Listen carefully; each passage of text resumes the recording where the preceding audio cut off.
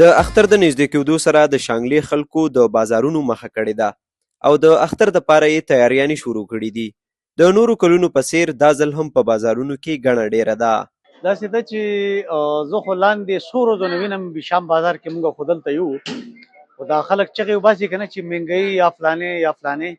د هغې باوجود بشام بازار کې چې کم رش دی هغه د کپړو په صورت کې دی یا د پیزارو په صورت کې یا نور چې څومره اکټیویټیز دي موږ چې کوم وینو نو ډېر زیات تیاری موږ ځان هم تیاري معیاري مناسب کړې ده خپل ماشومانو لا نور هم موږ چې څه وینو نو ډېره ښه انداز سره او ډېره ښه تیاري روانه ده. یو اوسېدونکي وایي چې ګراني ډیره ده خو بیا یې هم د اختر دپاره تیاریانې کړي.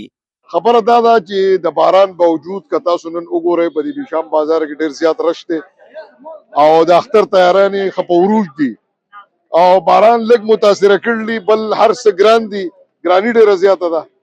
نو بس چې کوم عام روټین ته اختر تیاری وي کپړې وي پیزار وي سنه وي حالې زدلې وي مټایانې وي پکې او کپړې وي که پیزار وي که هر څه وي خو ګراني ډېره زیاته ده. اے سی صاحب ته مې یو دا درخواست شته دی چې اے سی صاحب یو وزټ وکړي خاص کر ټیلران حضرات چې کوم دي په هغوی باندې یو راوند لازمي پکار دی. ولې ځینې اوسېدونکي وایي چې د ګرانۍ له وجې له اختر لپاره هیڅ نه دي کړي.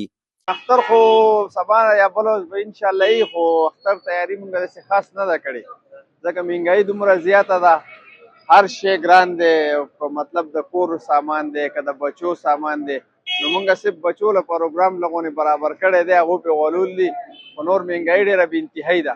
د شانګلې خلک وایي چې د نورو اخترونو په رنګ به دا اختر هم په ښکلي ډول سرته رسوي. د سونو پښتونخوا دپاره عرفان حسین علي ضلع شانګله.